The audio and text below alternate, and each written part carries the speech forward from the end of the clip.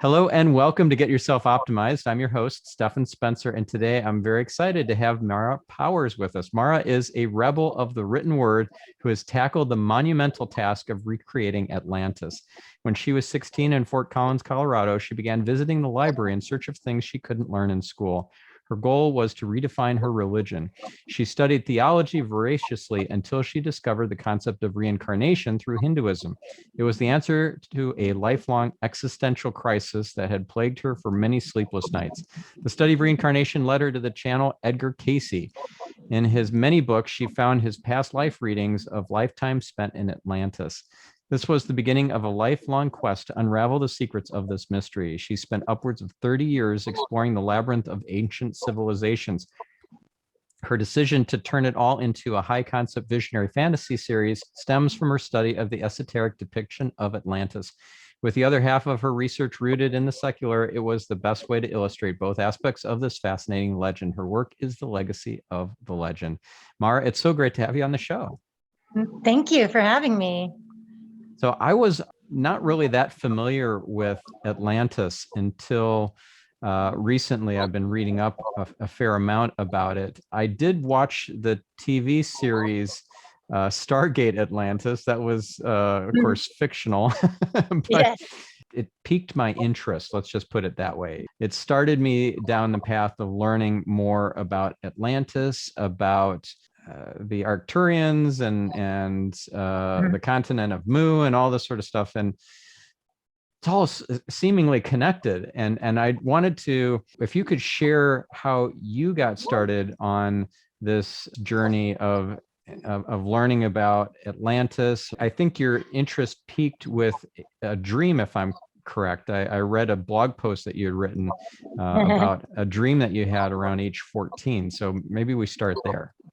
Well, that wasn't about Atlantis. The dream was like this weird kind of zombie dream. It was weird. It was like I was stuck in some kind of like dungeon, and then the doors opened and everybody just kind of filed out, and I was like, and they were all zombies, and I was kind of like, what's going on here? And I remember everything being this Arctic blue color. And then we went into this stadium where people were channeling our fears and like creating power out of our fears. And so that actually led me on this whole idea of like what makes people want to be evil. Because I didn't understand it. I don't understand evil. It doesn't make any sense to me. And so I just started studying all this stuff about evil. I mean, not to just to understand it, and I came to this point from the dream of that led me into the philosophical thread of my work. So, and then when you were reading about my background, I grew up Catholic, and I was very interested in religion and all of that. And so when I started going to the library, and it's funny because I'm actually staying right now a couple of blocks from that library, so talking about everything being connected. But when I went to that library, that's when I started studying all the different theologies, and then Hinduism introduced me to reincarnation. And I was like, oh, that's kind of a cool idea, just kind of our souls getting recycled. And that's when I found Edgar Cayce. And then everything just went from there. So I just learned about Edgar Cayce about 5 months ago. I was reading from a document written by the medium Michelle White Dove, and for some reason that name just kind of popped off the page for me. I felt compelled to Google him. I ended up on the edgarcayce.org website, the ARE Foundation. Yeah. And on the homepage was a Karen Noe webinar that was featured that I was called to attend, and I did. And then I followed her instructions to ask for a prophetic dream. And I I got it that very night, and I was woken up from it so that I could remember it, just like I had asked. And none of that would have happened. It was the most beautiful otherworldly dream I'd ever had. I'll never forget it. And it Nice. all happened because I felt compelled to Google Edgar Cayce when I saw his name for the first time in my life just Yeah. 5 months ago. So it was pretty otherworldly. So you started down this journey with Edgar Cayce, where you were learning about the stuff that he was channeling, or you were learning Yeah. about his past life regressions, or what was it that you were especially drawn to?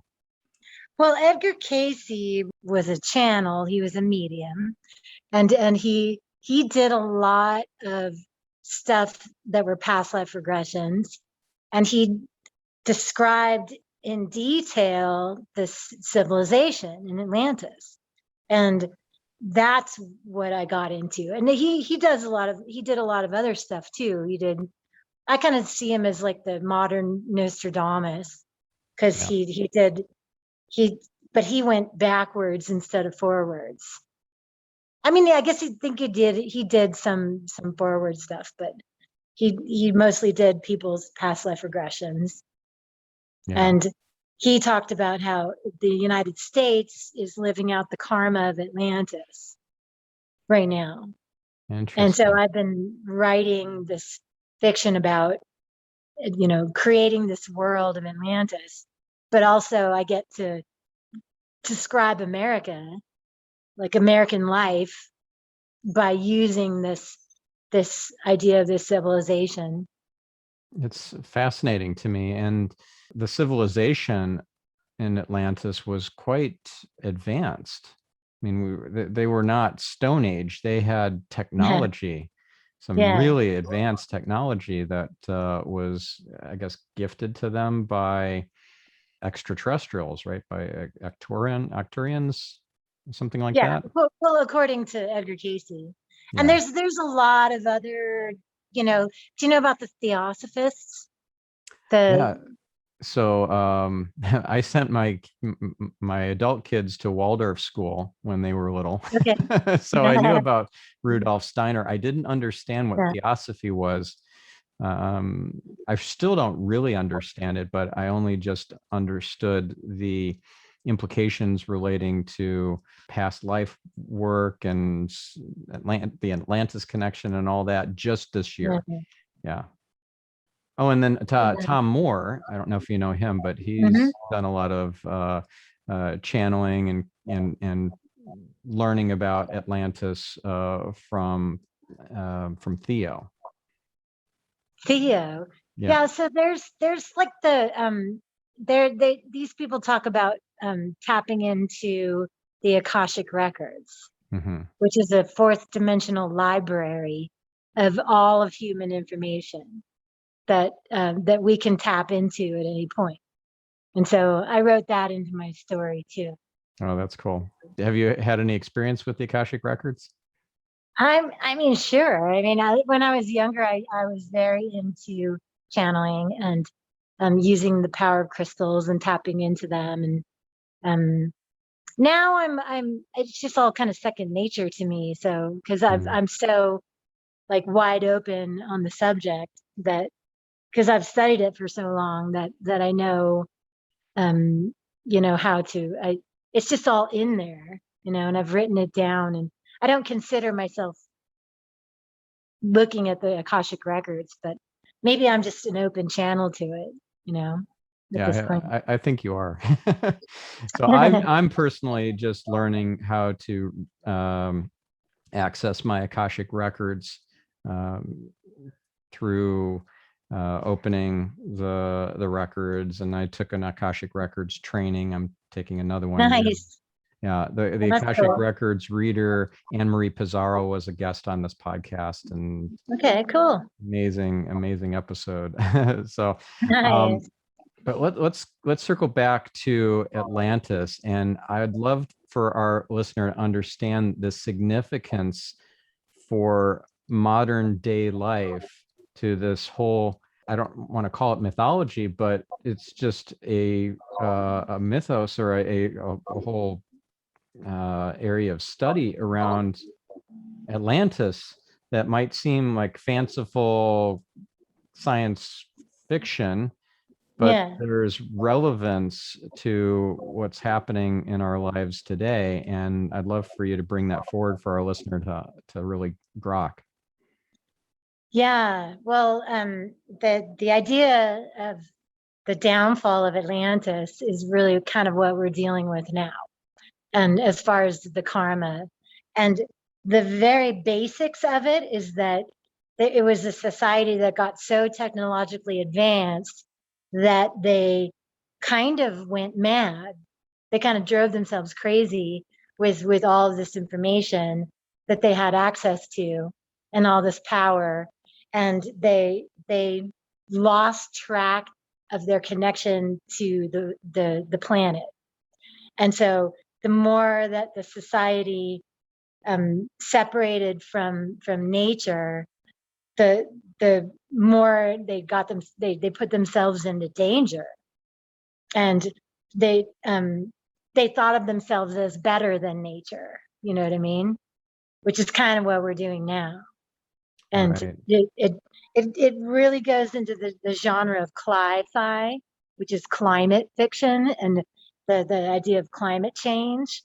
And so I'm, I in my Atlantis, their technology, and this is all from Edgar Cayce too, their technology was hardwired into the dimensions of the earth and the crystal technology. And so this because of that, their contract to have this technology was to maintain that connection and to nurture it. But the more advanced they got, the more superior they felt. And so then their ego got the better of them, I guess. the ego, yeah, they separated from the one. So a lot of what Edgar Cayce talked about was the children of one, that they were the ones that were trying to make Atlantis go back to its original roots. But then there was the followers of Belial, which actually I do a twist in my book. I make Belial into like an actual folkloric hero in it. And so the character of Belial is an actual like god that has it, and it's this whole concept of like, because I did a lot of research on the difference between Catholicism and satanic worship. I studied Anton LaVey, and I didn't become a Satanist because I'm not into that, but like there's a weird line that is between good and evil, and they talk about how that Satanism is more about the worship of the ego and the worship of your own self-expression on the planet. So when you get born, you choose to have these human faculties, like you have your sight and your smell and all that, but then you also have your ego, and you have your emotions, and you have these faculties that are non-substantial, that you have to grasp, you have to learn, and instead your ego can control you, and your emotions can control you, and your thoughts can control you. And so all that stuff to me is part of the discipline of the children of one. And so the law of one, it's like, either you let those things control you or you control them. And so Belial in my story is actually like a person that had like some control over all of that. And there's the history of Christianity is you can take a doctrine like like what the children of one had, and you can turn it into a control mechanism. So, when you look at the witch hunts and you look at the indulgences and the, all the stuff that the Catholic Church did back in the day, where it was just dark.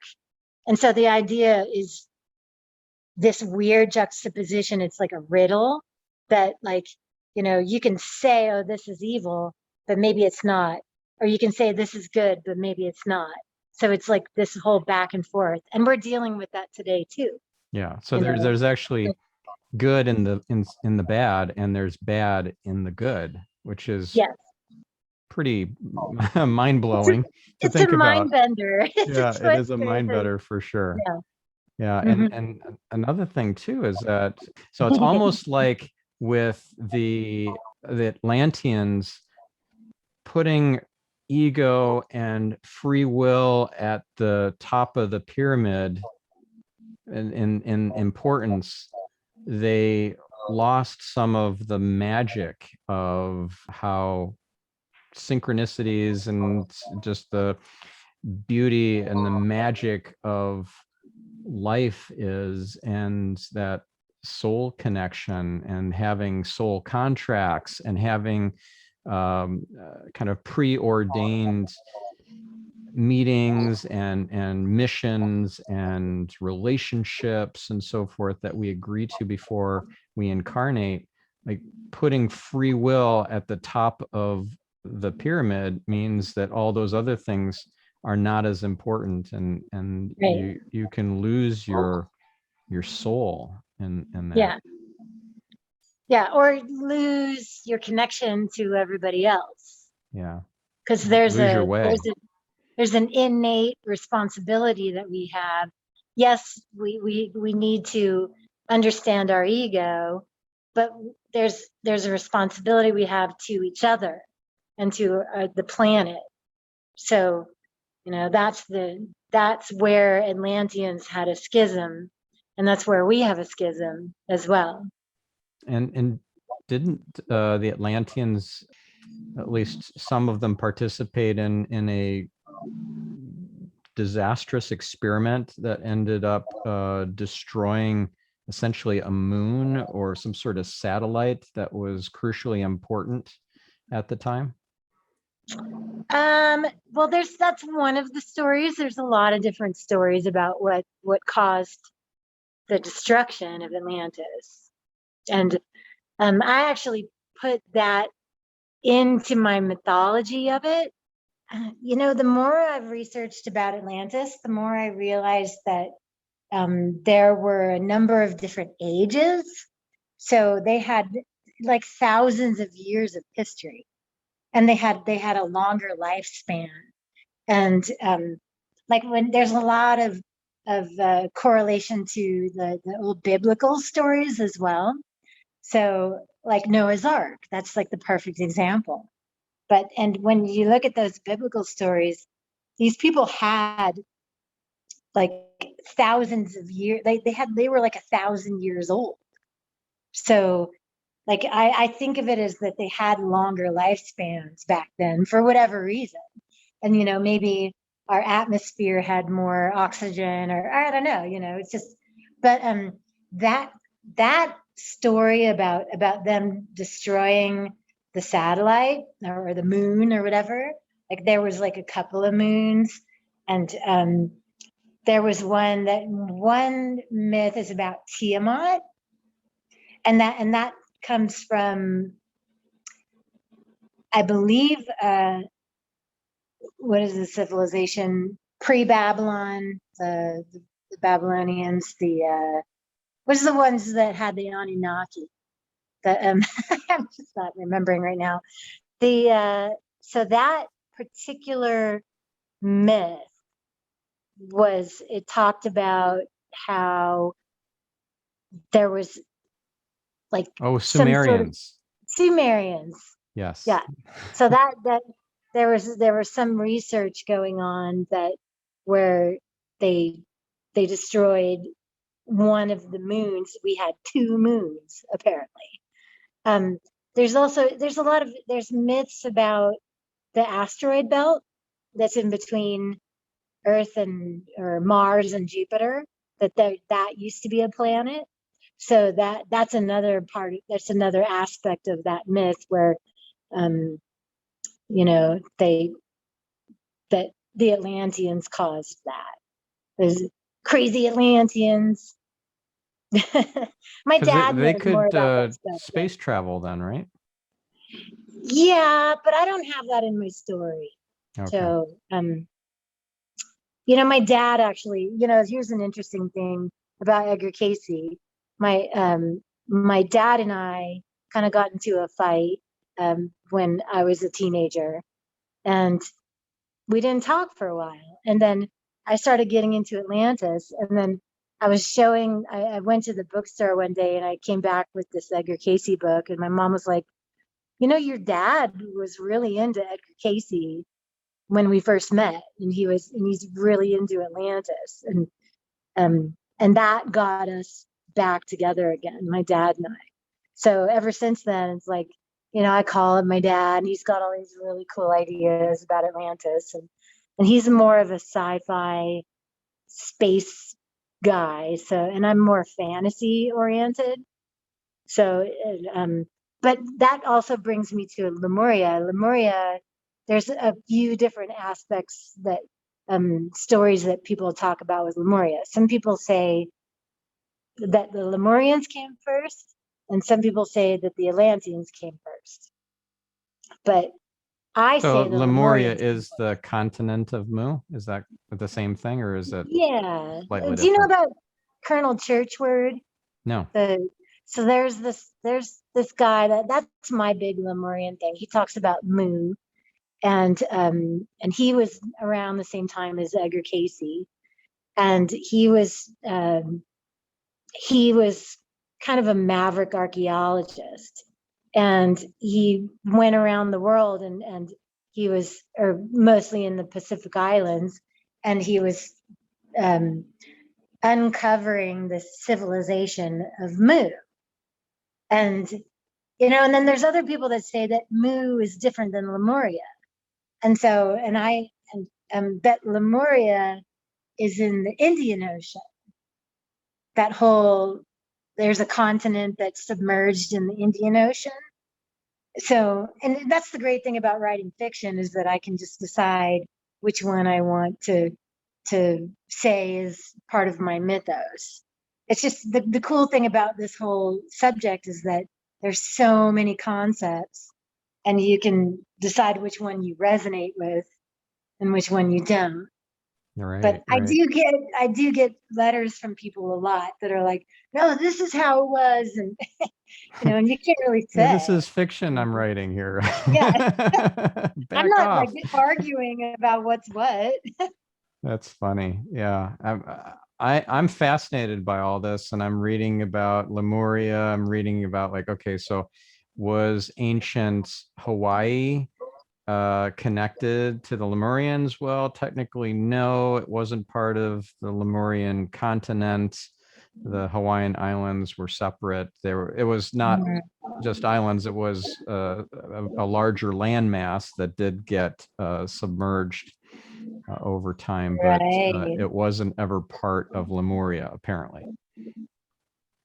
Yeah, there's God, all over the world there's really cool ancient ruins, and it leads one to believe that perhaps there was a global civilization that maybe it's all of the above. And that's the way I like to see it, that it was all connected. Yeah. And maybe it wasn't all Atlantis, but in my story, I make it to where there's a bunch of different empires all over the world that descended from the Lemurians. And that was the mother society of them all.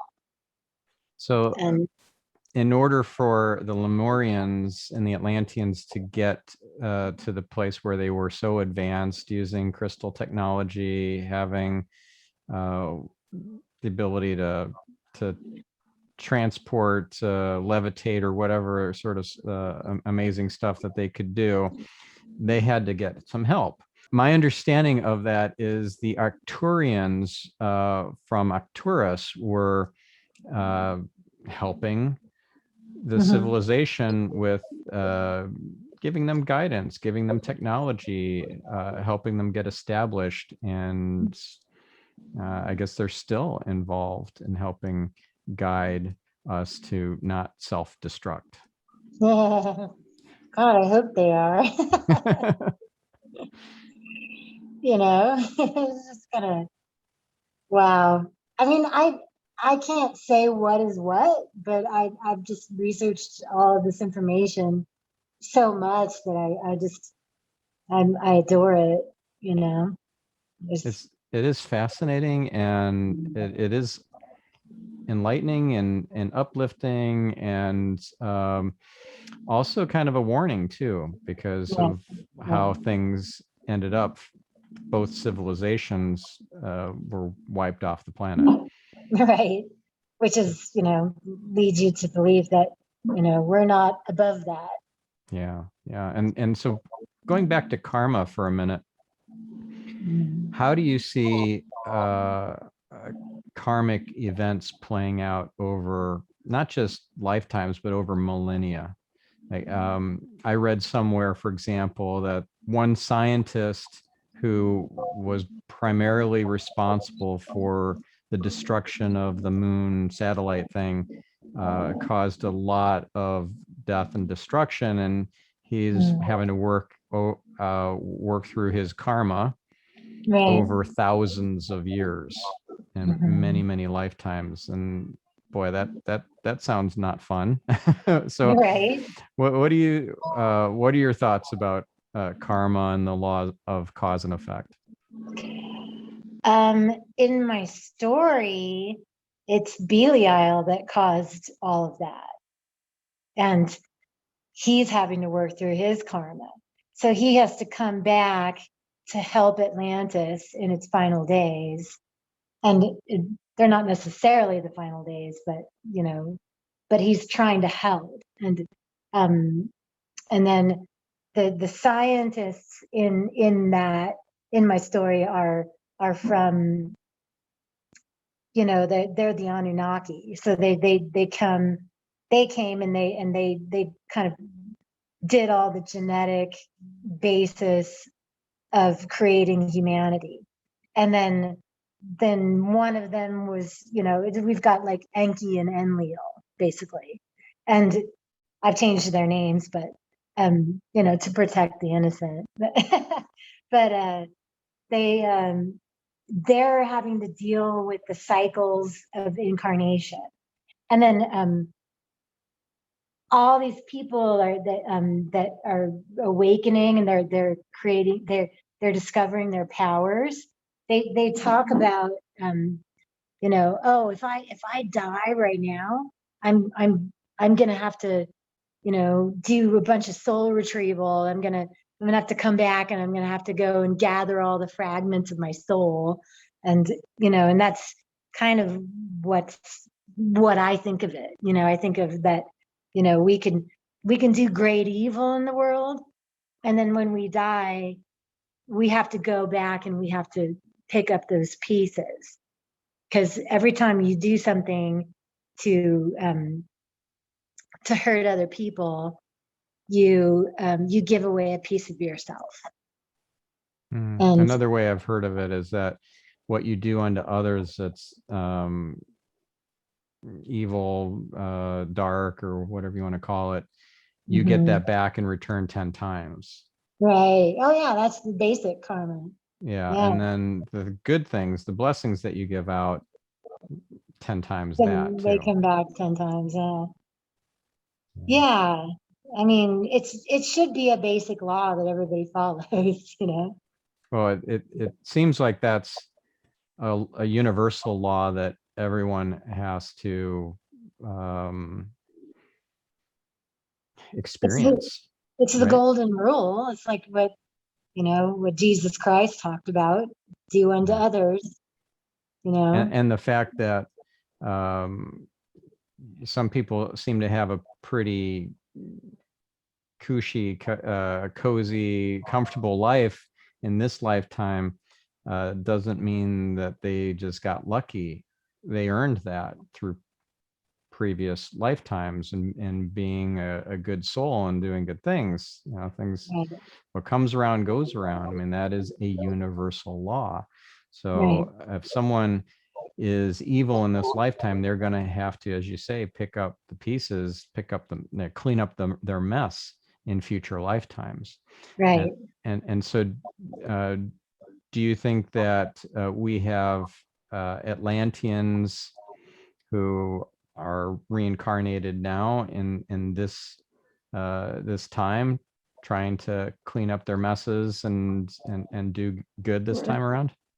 Yeah, well, that's what Edgar Cayce said. Mm-hmm. Like all of his regressions were about these people that, you know, caused a lot of hurt and suffering in Atlantis, and everything is kind of manifesting now for them.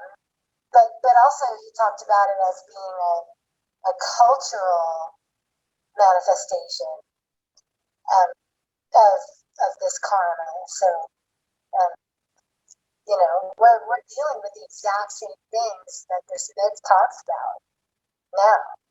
Yeah. What are your thoughts about what Plato wrote about Atlantis?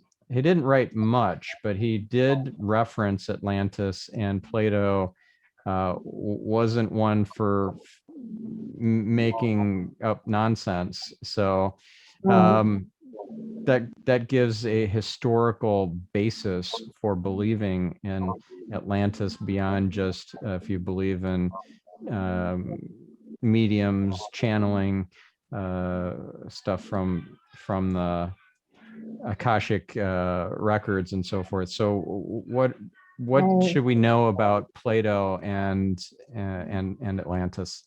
So Plato was the first person that we know of in Western literature that talked about Atlantis. And this actually kind of is a really cool rabbit hole because he talked about that his whole thing was this discussion between Socrates and Solon, who apparently went to Egypt, and Solon got his history of Atlantis from the priests of Egypt or the Alexandria Library or whatnot. So what's interesting about Plato's version is that I try and correlate it with Edgar Cayce, and they describe the same kind of city. It's like a circular target pattern that has, the island in the center, and then the canal, and then a ring of land, and a ring of water, and a ring of land, and then a canal. And that's how I describe Atlantis, or at least the city of it, of the ruling city. Plato is the basis of all the secular research about Atlantis, and a lot of people that try and find Atlantis, they use Plato's description as a roadmap. So he described, that city, and then he described the red stone and the black stone and the white stone, and everything was made out of the stone. And then he also talked about that it was an island about the size of Libya, and it was past the Pillars of Hercules, which is the Strait of Gibraltar, and that it was destroyed in a few days by flooding. But if you read the Timaeus and Critias, which is the story that he describes Atlantis, it's very philosophical. So people who research it now think that it was like the first science fiction that was ever created. The secular people. But it also launched a new genre like throughout history that was utopian novels. So whenever like, you know, like John Locke, who did Utopia, and then there's all these, you know, John Dee and all these people all through history that wrote utopian novels. They were all based on Atlantis. And so Plato's work created Atlantis the way that we know it today. And, you know, So these utopian views of or historical novels and so forth over the millennia, these were cautionary tales, how utopia can actually lead to destruction of Yeah. all of society. Mm-hmm. Yeah. And what did people take out of that? Did they get the right message? Did they receive that this is a cautionary tale and they shouldn't go down the same path? It doesn't seem like much action was taken to avoid this. Well, every time there's every time utopian tales pop up in history, it's whenever humans are going through a really rough time. So in the Middle Ages, or you know, in the you know, all throughout history, it always has the author's point of view of all the things that are wrong with society. And you know, and so the idea is that Plato created a society to illustrate what, you know, what can go wrong. And so there's that, you know, and then because there's so many megalithic ruins all over the world, you know, people believe that Atlantis is real. And Right. I like to believe it's real because I like to believe in stuff like that because it's fun. Yeah. Well, and the channeling that I've read about it, like from Tom Moore, is that there will be indisputable evidence in the future. There'll be archaeological evidence. Well, Edgar Cayce said that there would be evidence that popped up in, you know, like around the Bermuda Triangle or whatever, and that, and then the Bimini Road was discovered. You know about that? No, I There's don't like know about that. so out off the coast of Bimini, there's like these weird ruins that is considered a road. It could have been a big giant wall or whatever, but you know, whether that's indisputable or not, it's hard to say. Interesting. You know, maybe Okay. the pyramids are indisputable, you know, but people say that the pyramids were built by slaves and, you know, as tombs for these pharaohs, and I'm not really sure that that's the case, you know. And then you also have, you know, you want to hear my theory about Atlantis? Yes. So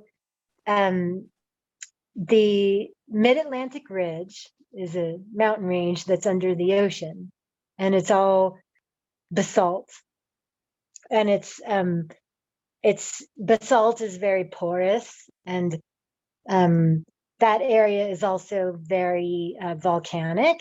And so during the Ice Age, what Edgar Cayce actually said, that the fall of Atlantis was kind of around the end of the Ice Age. And so during the Ice Age, you know, a third of the ocean was caught up in ice. It was frozen. And so something happened that made the glaciers all melt. And that's what caused the flooding.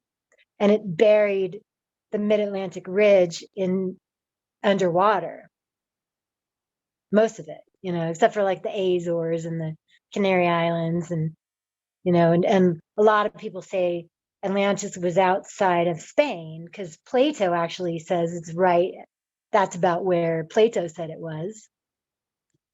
And so the flooding, I think, is because of the Ice Age, the end of the Ice Age. Okay. And from what I read, the seas rose by something like 40 feet, something huge like that. Yeah. Yeah. And so anything, everyone who lived anywhere near the coasts died. And it just came so quickly that they didn't have time to run for the hills. Exactly. Yeah. So whatever it was, it could have been the crazy scientists. And, my dad's theory is that they were drilling in the ocean for methane or whatever, and they hit a pocket of methane and then it exploded. And, but, he's more sciencey, and I'm a little more esoteric, but although I do like to keep myself more grounded in my theories. Right. So weren't there 3 civilizations of Atlantis, or 3 phases where they each had I wouldn't call it extinction event, but a big upheaval, and they had to recover from that and then come back from that? The 3 ages of Atlantis. Yeah, that's I do talk about that in my book too. I'm writing about the last age, and they always talk about, the golden age. That was the second age, and then at the end of that age there was an extinction event. So and then that broke up the continent into islands, and so now I'm dealing with island nations in my story. So Got it. And when did Noah and the whole ark situation happen? Was that at the end of the second age or the third age? It was the third age, right? Third, yeah, because after everything that was when wiped off the this age planet. got set up. Yeah. Okay. Yeah. Do you know about the Eye of the Sahara? Have you heard about that? No, I haven't, but I did want to bring up the Dogon tribe and how they knew that there was Sirius B and not just Sirius A. But let's talk first about the Sahara thing. Yeah, that's another really cool theory. Actually, like, some of the coolest fiction work on Atlantis is set in the Sahara, and it makes it. The idea is that during the Ice Age, that that desert was fertile, so it was the Green Sahara theory. And there's the Eye of the Sahara is also called the Richat structure. This Richat, and that you can see it from satellites, and it's like a rock formation that's all blue rock and yellow, and it's shaped exactly the same way that Plato described the Atlantis city, with all the, it's like the idea was that it's fossilized. So the concentric rings and all that was okay. Yeah, interesting. It's a pretty cool theory, and I haven't yet put that into my stuff, but kind of brings us back to Stargate Atlantis.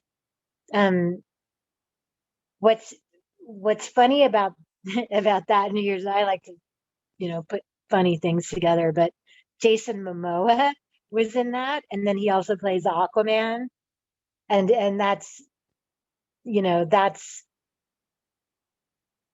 he's the king of Atlantis in Aquaman. And so some of the coolest fictional tales of Atlantis includes the Sahara in it. And so maybe there's some sort of like racial memory. But Aquaman, would they go to the Sahara, him I and remember that. Yeah, yeah. Nero. And so like that says to me that they actually researched Atlantis, because they bring in that there's some odes to like Jules Verne, and Jules Verne talked about Atlantis. H.G. Wells talked Yeah. about Atlantis. Right. When Christopher Columbus went to, search like around the world, he was looking for Atlantis. Interesting. So I thought he was looking for another route to India, but people believed in it, like back in those days, they believed in it. And I've done a lot of research into the ideas about Atlantis through the ages, and I have some blog posts about that on my website. So let's talk about the Dogon tribe for a minute. I know that's unrelated to Atlantis, but did you read up on this at all? I read many years ago some research written by a guy named Temple. I think his name was Robert Temple, and he wrote about how the Dogon tribe knew that Sirius B, or that there was another star that was a star system that included a second star that that orbited the bigger star Sirius A. So Sirius B, they knew existed, and that it took 50 years to orbit. How could they possibly know that it was a 50-year orbit? There wasn't the technology yet to determine that, and yet they knew it. So that is pretty fascinating. Right. Well, that kind of goes along into the more extraterrestrial stuff, which is, something I used to be really into all that and the extraterrestrial ideas. It's just so much. There's so much around Atlantis. And but one of the cool things is that there's something to be said for the passing on of knowledge from ancient tribes. And so that they got it from their ancestors. And the legends are so cool and interesting. And then that also goes into to Atlantis, because I read this cool book by Charles Berlitz. You know about him? No. He wrote a book. Well, he got famous for writing about the Bermuda Triangle, and he wrote a book about Atlantis. And he goes around and talks about all the different folk, like words of mouth stories of these various cultures that talk about things that are all about like a civilization that got destroyed. Like the Mayans believed that their ancestors came from the Atlantic Ocean, from a continent that was destroyed. So they all came over on boats. And or was that the Aztecs? Can't remember. But yeah, I mean, like all of that, like that's one of the studies of Atlantis too, is talking about the word, the tribal word of mouth, the ancient folk tales. So that's really cool, that story about the Dogons. Yeah. Yeah. I learned about that many, many years ago, and I was fascinated with it. Yeah. Yeah. I was really into all that, the star systems and like all that. It's, but that was in my 20s, and then, I'm almost 50 now. Yeah. Yeah. So the Pleiades and, yep. And, what was there's another star system that's relevant. Yeah, the Arcturians are big, the Pleiades, and Orion. Oh yeah. Is it Orion? But there was supposed to have been like a big war in the Orion system. Those are some fun tales Yep. And the to look into. Hathors. The Hathors. Yeah. It's That, it's a lot. There's so many rabbit holes. yeah, It's pretty yeah. fascinating. Yeah. I try and, I've got this whole world that I've created, and um, if I keep reading about it, because I read about it for like 30 years, um, the more information I uncover, then I'm like, oh damn, I could have written that into the story, and then for a long time I would rewrite my story. Every time I would read something new, I'd be like, oh my god, I'm going to put that in, and just so I've kind of come to a standstill with my research, and now I just focus on human psychology, and because I'm writing about the psychosis of civilization. So, and that's a whole nother ball game right there. Yeah. But things are looking up, because apparently we've made it past 2012 without destroying ourselves as Yeah. a race, and because we made it past that turning point, or that I don't know what the right word is, but we made it to that time, and now we get to experience awakening, and not have to Mm, experience Armageddon. right. Another version of that is that the in 2012, I just wrote a blog post about this, but in 2012, we our timeline fractured into a bunch of different timelines, and and now is when all of the darkest parts of humanity are bubbling to the surface, and some people are going down one timeline and some people are going down another, and it's like a fracturing, and hopefully we can bring it all back together again, but we may go down different paths, Does all of this us. relate to the concept of the multiverse and parallel universes? Mm-hmm. Got it. Yeah, I Okay. think so. Yeah. Because in 2012, the idea was that we um, that the multiverse, that we a bunch of doorways to different parts of the multiverse opened up, and that's the esoteric concept that I was studying back then. I was really into the awakening, and I was convinced that we were all going to just suddenly awaken, and but there's a lot more work that needs to go into it, I think. So I think it's important for us to realize that the darkest night is right before the dawn, you Yeah. know. It's that's some sage advice right there. Yeah. Right. It's Yeah, I mean, So, we're gonna struggle a bit before we come to the awakening, is what I think. So hmm.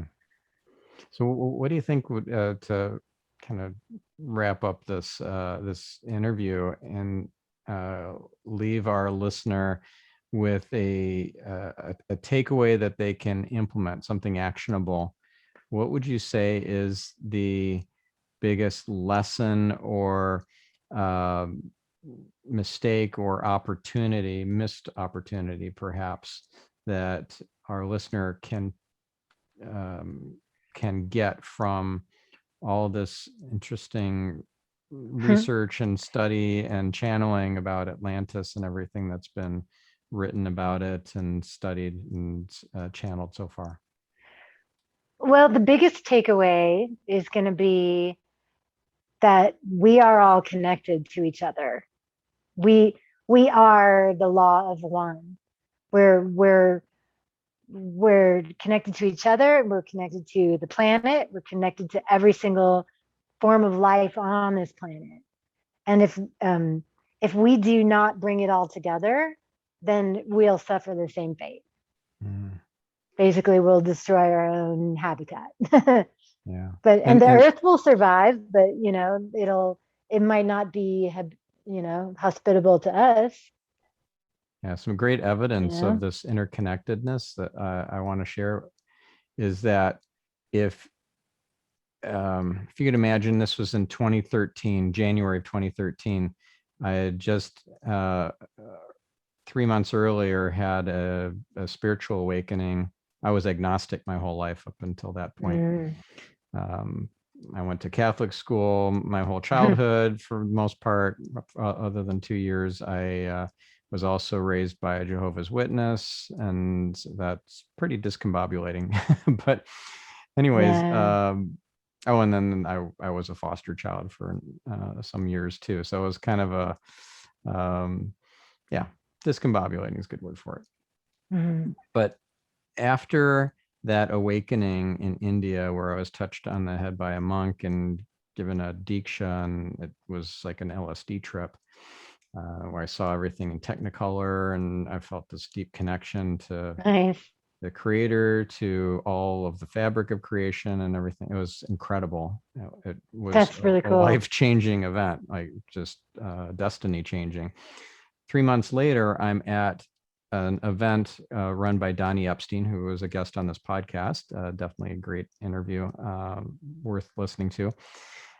I'm at his event, and he does this energy thing on us there. They're called entrainments, and I was so blissed out. I was just, I was in another dimension. I was definitely not just in the 3D reality at that point.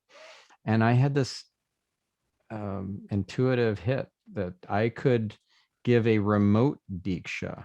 So that blessing that I had received in India, I could do that myself without touching the person.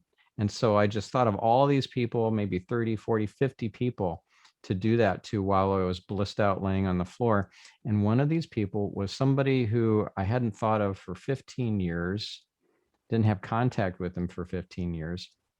It was a guy who used to work for me, and he was talking smack about me behind my back. I was very immature at that point in my life, and I took it very personally, and I was reactive about it. And so I fired him, and I did it in front of everybody. It was not cool what I did, but he filed a lawsuit against me for wrongful dismissal. It was a work at will state. I was totally within my rights. He wasn't going to win, but I just settled the case so that, because it was cheaper and it was less work for me to just settle rather than see it through to the end and win.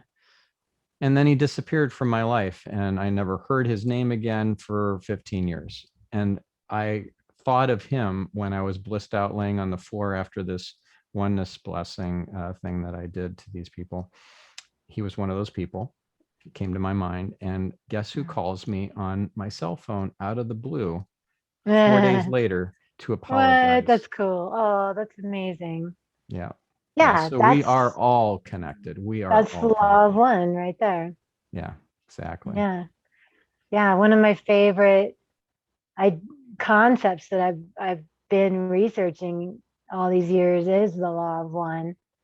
And yeah, I mean, it's like everything is connected, all religions, all, like all of us, like we're part of a neural network of, and we're all empathically connected. And so that's in my story, it's Atlantis is all connected. And that connection is corrupted by everybody pulling away from it in favor of their own ego. So, ego is good because it gives us that individualized experience of life, which is what spirit is. Spirit is all connected. But in order to be embodied, we're here to have that experience of individuality. but we can't lose track of how connected we are. Yeah, like the ego is a gift because it gives us the ability to see the contrast and push against that contrast. Evil exists so that we can appreciate the love and the oneness and everything. And all of it is from God, from the creator. It's all of it has the hand of God in it. Even the darkest of the dark, even the supposedly evil people who are not redeemable and not worthy to incarnate again, according to us, yet God created that person or that entity or whatever, and it serves a purpose. Yeah, they're having their individualized experience. They may not be making the right choices, but they're still here having their experience. Yeah. And they're probably screwing up other people's lives, and and that means they have to go pick up the pieces eventually. They're not going to escape from that. Right. Because that's the balancing has to happen. That karmic debt has to be paid. Right. Yeah. All right. Yeah, I mean, it's all simple, but it's complicated, but it's simple. Yeah, it's simple, but it's not easy because staying non-reactive when somebody triggers you. Yeah. And no, that's intense. Yeah. And trying to work against our ego is not easily done. Yeah. Well, this was a really fun and fascinating discussion. Thank you, Mara, for joining us today. And if our listener or viewer wants to follow your work and read your work and follow you on social media and all that sort of stuff, where can we send them to? What are your websites and all that? Everything is Shadows of Atlantis, and it's my website is shadowsofatlantis.com. That has all my books. It's got a lot of cool stuff, including an amazing glossary. I loved your glossary. I was just I spent hours poring over that glossary. My glossary of Atlantean terms. Yeah. Yeah, that's all just stuff that's in the book, because I have all these terms in the book, and people that aren't Atlantean enthusiasts that read it, I need to have those in there. So there's that, and there's my blog, and if you sign up for my emails, then I do giveaways every once in a while, and I don't send out letters. I send out letters like once a season, or whenever I'm going to release something. So I've been doing a lot of writing lately. So I'm doing a prequel, and then I'm going to release a series on Amazon Vella, which is various, it's just a chapter at a time. My first book has an audiobook, and I still haven't decided yet whether I'm going to do audio for the rest of them. And I spent a lot of time in LA and trying to get my stuff out on the TV series. So at some point that'll happen. Oh, that'll be amazing. Yeah, we'll see. Things are exciting. Very cool. So yeah, shadowsofatlantis.com, and then Shadows of Atlantis on Facebook and Goodreads, Instagram. Yeah, awesome. Well, thank you, Mara, and thank you, listener, for being open to this out there discussion. Yeah, this is definitely one of the more out there episodes, but I think it was one of the more interesting ones because of all these different rabbit holes we went down. So thank you, Mara. Thank you, listener. Thanks for having me. And we'll catch you on the next episode. Have a great week. This is Stephan Spencer signing off.